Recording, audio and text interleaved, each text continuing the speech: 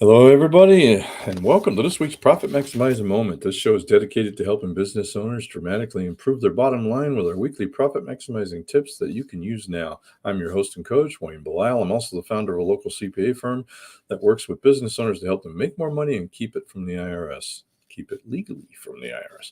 I do that with our profit coaching programs, with our tax planning system, which has saved my clients over $7.5 million, and we're still counting. Like I said, all legally. I say it every week. Love my clients, but don't want to share a jail cell with them. Today, we're going to talk about the two most important words to helping your business be successful, be more successful than ever. But first, support for today's show comes from Profit Maximizing Publishing. I get it right one of these days, which published my book, The 90-Day Profit Reset, which shows you how to gain your independence from reduced cash flow, shrinking margins, and evaporating customer base. In this book, you will find chapter after chapter and idea after idea about how you can turn around your business, reset your profits from red to black in 90 days or fewer, even if you are already making good money. All right. One of the things that I've seen, most businesses start at zero every month. All right. So what happens is what I mean by that is to make payroll, to pay the rent, to pay all the other expenses that are out there, to buy their material. They have to sell every month. They have to sell. And if they don't sell, they collect their receivables, but sooner or later you run into trouble. Construction, really good one. They're sometimes so busy doing work that they don't have time to go out and get the next job. So by the time this job's done, all of a sudden they have a valley, and they're like, well, what am I do that? I'm in trouble. All right. So I call this the taxi model. Okay, you pick up a fare, you deliver it, collect, and look for the next fare. That's great when there's plenty of work. But what happens if there's a sudden reduction in customers? What do you do during the slow months? Or if the economy turns down like it's starting to? All right. It's starting to look like it. Might be. Who knows? I don't trust any numbers I get. Let me give you an example of how to fix this. I had a client who was making good money doing specialized equipment for manufacturers. That business literally came to a halt in 2008 when we had the big financial crisis, and these equipment orders dried up, and some of the ones they had got canceled. All right, they almost went bankrupt. He only survived by cutting staff and expenses to the bone and investing a lot of his own personal money. Since then, he's worked hard to add various recurring revenue products and services to his business. What Last time I talked to him, that was paying what he was billing at the beginning of the month was paying all his overhead. So basically, now he's getting, of course, the special economy recovered. He was getting special equipment orders again. That was all gravy that the profits went to his bottom line. All right. Those could disappear again, and he would still break even and make a profit. Yeah, I've done the same thing in my CPA firm. Okay. Like most CPA firms, we earned a lot of our revenue during 6 months of the year. So how do I pay rent and pay the staff the rest of the year? The answer was creating various recurring revenue models. And that's the two most important words in business, in my opinion: recurring revenue. Simple as that. The list of potential benefits is endless, really. I mean, here's some of the main ones. Even in slow months, you'll still have money coming in. It lowers the risk during economic slowdowns, like I said, by providing you a cushion to regroup, rework, and survive until things get better. It provides ongoing payments for work already performed, makes it easier to recruit new employees due to cash flow certainty. It's easier to budget, and you got a better idea what you're going to bring in. It makes your business more valuable to investors and lenders. So it's easier to get a loan, easier to bring in an investor, easier to sell down the road. What makes recurring revenue so valuable is that you spend more of your energy growing and improving your business rather than trying to acquire enough new or repeat businesses just to hit your needed revenue. Finally, the more recurring revenue a business has, the higher the valuation, like I said, to potential buyers. If you look, most software now is sold as software as a service, which is a monthly fee. And there's a reason for that. It's because the recurring revenue is so good. Still not sure? Compare the fate of Blockbuster. If you're not sure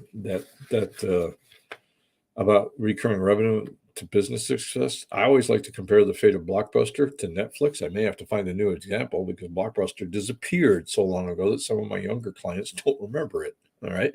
Both at the time rented movies to customers. Netflix was essentially 100% recurring revenue. When they first started, they did, so much per month. You could have DVDs sent to you. Now it's so much per month. You get, you can stream almost anything. Okay, Blockbuster had almost none. They basically had none of that. What is left of Blockbuster? I don't think there's anything left. There was one store left at one time. They managed to bail because they had a lot of real estate, and Netflix is worth in the billions. Even with the current drop in their stock price, they're still worth in the billions. That's one very powerful example of the power of recurring revenues. Now, I put together 5 types of recurring revenues, okay, where the higher levels are easier to scale and create barriers to entry for your competitors, while also making it hard for your customers to switch. Not every model will work for you. Let's explore each. Level 1 is a business model that is based on repeat customers. Tax returns. We get a lot of repeat customers, okay? This can and should be a basic building block of any business, though. Your main job as a business owner is to get customers and get them to come back to you as often as possible. That is your job. Every business is a marketing business at heart. Your grocery stores, big box stores, your dentist, your CPA all follow this model. Main problem is there's nothing that stops them from going down the street to your competitors. Level 2 is based on recurring revenues with all the advantages listed above. Think about insurance agencies that bill you every month. Again, problem, they can cancel. All right. Level 3 is current recurring revenue with a contract. Probably we're most familiar with cell phone contracts. You sign a 2-year contract, get a deep discount on a cell phone. Yes, you can still switch, but there's a cost to you for early termination. Level 4 is called sequential revenue. The idea is to create recurring revenue by pushing your customers to consistently upgrade to new products and service offerings. I use a product, or I used to, I've now changed, called Constant Contact, which had a low-cost entry product, then charged more as you added more users and needed more storage space. A lot of companies do this. I've run into this with Dropbox as another example. One of my programs you probably wouldn't remember, you wouldn't know, the one we used to manage our practice, has that. You get so many users, and if you add another user, so that's another one. Level 5 is repeating revenue with a network effect. Man, if you can get to this, you're printing money, basically. This means that more users buy your product, the more each customer gets out of the experience. The network effect creates a barrier to entry by your competitors. Online firms like eBay, PayPal, I don't even know if this one's still around, eHarmony. I don't know, dating places. The more people that are on there, the better off you are. Best practices for recurring revenue. To make recurring revenue work, you must think like your customers. To be sure to stress the value of the monthly building. There's some basic rules I tend to follow. Low pricing. I don't do that one as much now. It depends. I don't think I agree with that. If you're just doing simple things, then a low pricing is probably fine if all you're doing is a simple product. But if you're doing services, sell value, and you're much better off doing a high price, getting one person at $2,500 instead of 5 people at $500. All right. Stress benefits. Selling recurring revenue requires that you continuously focus on the benefits to the customer of paying you monthly. Be sure to list at least 3 benefits to them. All right. Automatic credit card or ACH debit.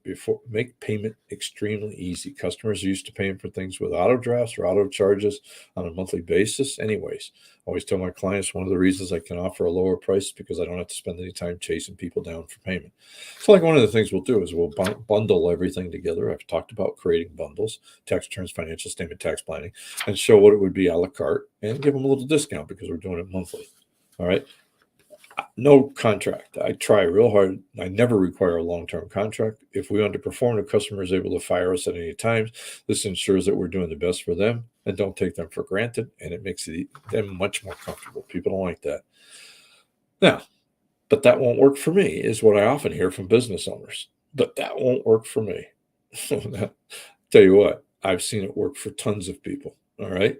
Now, earlier I told you that you should get the book. All right. In the appendix, if I can find it, the appendix has a ton of really good information, so you should try to get it.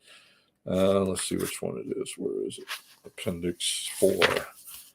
Appendix 4 has, sorry, should have had it open, but I did, and then I closed it. Appendix 4 has 24 ways to build recurring revenue. See, I don't know if you can see it. It's kind of hard, but it was on this side, so I showed you the wrong side. I'll get this camera straight. All right. Now, what do you want with that? Well, this is a checklist. This is one of my coaching checklists, which I should have never showed that to the camera. Sorry about that, guys. It basically what I'm after is I use it to brainstorm so that you can look for different ways you can do recurring revenue. All right. Would customers pay a monthly or annual fee for the latest version of your product? Is there an educational component to your product? Are there some consumable parts of your business similar to the way printers need toner, paper, and home coffee machines need coffee pods?